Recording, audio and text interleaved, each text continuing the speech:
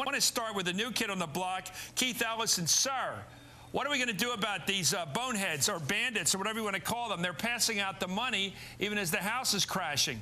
Well, what we're going to do is we're first of all going to let the public know and let them know that this is unacceptable. It's outrageous. It's the kind of greed that has gotten us into this problem. Don't they know that? Do you think these people are subject to shame? Chris, if they knew it, they wouldn't be doing it. And so I think that it's very important that they know it, that we know it. But what are we going to do next? We've got to investigate these contracts to see if there is a way for us to get back some of this money. The fact is that from what I've read, these contracts were perfected before the whole financial unraveling began. But that doesn't mean that these contracts cannot be examined. It seems to me that these so-called retention bonuses are for people who probably shouldn't be retained. Well, you know, they're benefiting from our belief in the free enterprise system, Congressman Issa. Are these people traitors to capitalism or are captains of capitalism? People that are this greedy to grab the money even as the country suffers. What would you call these people?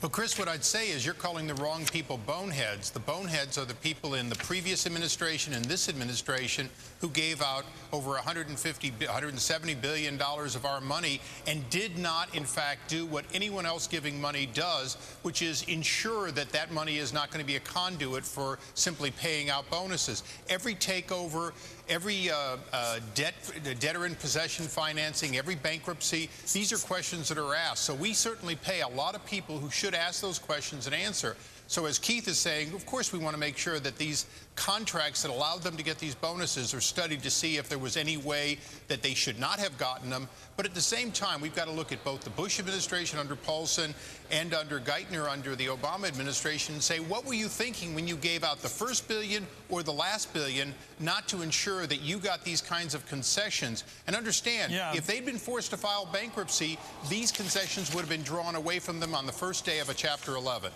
But, Congressman Ellison, I see in this behavior the kind of fast and loose who grab the money and run mentality, the gold digger, whatever you call it, mentality of the last 20 or so years on Wall Street, which is take what you can. If you don't get a 30% return, you're a chump. Grab it, make as much as you can, have as many tricks as you can up your sleeve. It doesn't matter what's at the bottom of it. And everybody's happy because there's so much money floating around. It was a loosey-goosey atmosphere, highly immoral or amoral. Isn't this just part of that? Well, I think we lit a fuse back in 1999 that exploded on us in September of this year. The fact is, when we said the credit default swap market was not going to be regulated, we were going to have an opaque market with no regulation whatsoever. This thing ripened into a situation where we have, where if we didn't do anything at all to forestall the financial crisis, we'd even have more of a catastrophe than we have right now. The reality is, no, wait a minute, Chris. The other big piece of news that came out is that the counterparties to all these contracts have just been revealed. Not each and all of them, but we know now about 80 different counterparties have been revealed. The state of California, the state of Hawaii, the state of Virginia, not to mention Merrill Lynch, Bank of America. All these people got money, Goldman Sachs. And so you do nothing, the problem could be worse than it is. But I agree with Darrell's point. We got to make sure that as regulators, we don't commit legislative malpractice and that we dig into this stuff and make sure we cut a good deal as any business person would. Congressman Issa, as I understand it, AIG had this notion that they could insure basically against any of these defaults. They basically insured the secondary loan market dramatically. They said, well, insure it all. The trouble is when there's a fire in that market, every tree burns down, every house burns down, everything goes. The company cannot afford to meet all its losses. What's the problem? Is there such a thing as this default market? Is there something credit default market? Is there really a logical market here where you can insure against the whole of banking system like they did?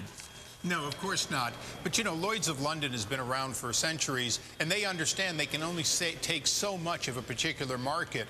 In this case, AIG took all they could get and asked for more, and ultimately, because it was the most profitable part of insurance, essentially being the insurer of last resort, they said, well, the risk is low. The truth is, although risk was low, they took the entire market, and that's what cost us.